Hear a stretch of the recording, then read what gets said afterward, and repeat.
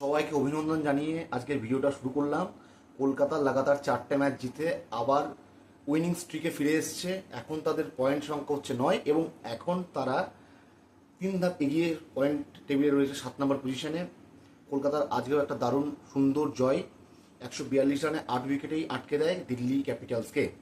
প্রথম নিশাঙ্কার স্টার্টিং ভালো হলেও কে এল রাহুল, সমীর রিজভি এবং বাকি যে ব্যাটাররা রয়েছে নীতিশ রানা শুরু করে বাকি ব্যাটার যারা রয়েছে তারা কেউ কিছু কিন্তু অবদান দিতে পারেনি।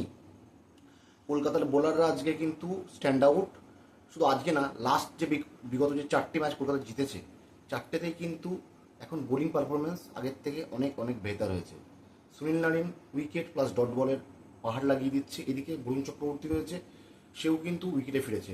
অনুকূল রয় এবং কার্তিক ত্যাগী না বললেই নয়, 140-45-এর স্পিডে বল করে যাচ্ছে এবং তিনি যে 5টা টপ বোলার রয়েছে কার্তিক ত্যাগী, তার মধ্যে রয়েছে যারা লাগাতার 140-এর স্পিডে বেশি বল করতে পারে। তার মধ্যে একমাত্র একটা ইন্ডিয়ান, সেটা হচ্ছে কার্তিক ত্যাগী। রাবাদা, আর্চার, নান্দে বার্গার, এদের ভিড়ে রয়েছে কার্তিক ত্যাগী। তো কলকাতা ফর্মে ফিরেছে এবং কলকাতা ম্যাচ জিততে শুরু করেছে। হয়তো তাদের জন্য এখনও পয়েন্ট টেবিল থেকে আরও 4 ধাপ এগিয়ে গিয়ে প্লে অফে কোয়ালিফাই করাটা একটুখানি হলেও টাফ, কিন্তু ক্রিকেটে কিছু ইম্পসিবল বলে কিছু হয় না। ক্রিকেট অনিশ্চয় থাকা খেল, প্রেডিকশন ইয়া ফেল। তো কলকাতা যেভাবে পারফর্ম করে যাচ্ছে, কে কি বলতে পারে যে নেক্সট 3-4টে ম্যাচ হয়তো জিতে আবার হয়তো প্লে অফের কাছাকাছি পৌঁছে যেতে পারে। আজকে অনুকূল রয় নিয়েছে 2টি উইকেট, কার্তিক ত্যাগী 2 উইকেট, বরুণ চক্রবর্তী কোনো উইকেট পায়নি ঠিকই, কিন্তু ভালো বল করেছে সুনীল নারিন, সেও কিন্তু 1 উইকেট নিয়েছে। এবং বাকি ক্যামেরন গ্রিন, বৈভব আরোরা প্রথমে কেএলআর উইকেটটা তুলে নেয় এবং ম্যাচটাকে কিন্তু এক পেশে করে দেয়।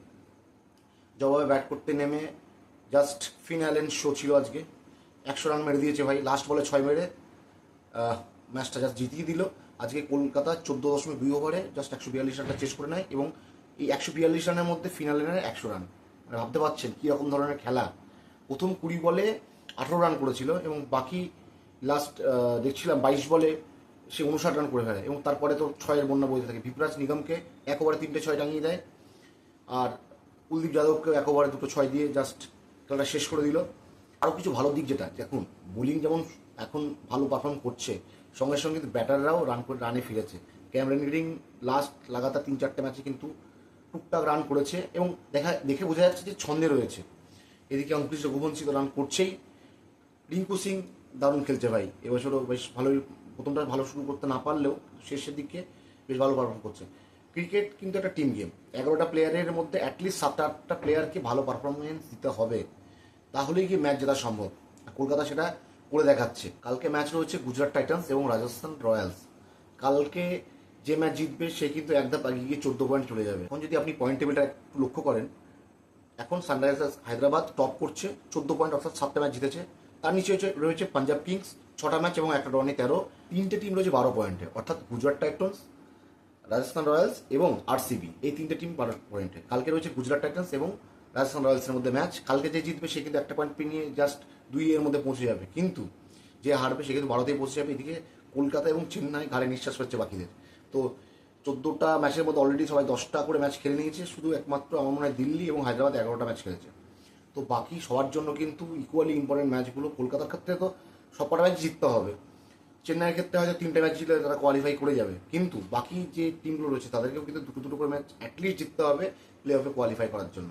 তো কলকাতা নাইট রাইডার্সের যে টিম পারফরমেন্স করছে সেটা দেখে খুব ভালো লাগছে। এবং একটা সময় যে অজিঙ্কা রাহানেকে সবাই গালাগালি করছিল, কটু কথা বলছিল তার পারফরমেন্স নিয়ে এবং অ্যাজ ওয়েল অ্যাজ তার ক্যাপ্টেন্সি নিয়ে, কিন্তু আজকে দেখলাম রাহানে যখন ভালো বল করছে তখন বেশ অ্যাটাকিং ফিল্ডিং নিয়ে একটা সময় দিল্লির রানের গতিটাকে একেবারে কমিয়ে দিয়ে জাস্ট খেলাটাকে শেষ করে দিচ্ছে। ওখানে 150 রানও গন্ডি টপকাতে পারেনি দিল্লি, কিন্তু একটা ছোটো মাঠ, সেখানে কিন্তু রান হয়, 200 রানও হয়ে যায়, কিন্তু আজকে দিল্লিকে জাস্ট ব্যাকপ্যাক করে বাড়ি পাঠিয়ে দিল। দিল্লি প্রথম দিকে যেরকমভাবে জিতছিল, লাস্টে লাগাতার ম্যাচ হারতে থেকে তারা কিন্তু এখন জাস্ট বায়ের খাতায় চলে যাচ্ছে।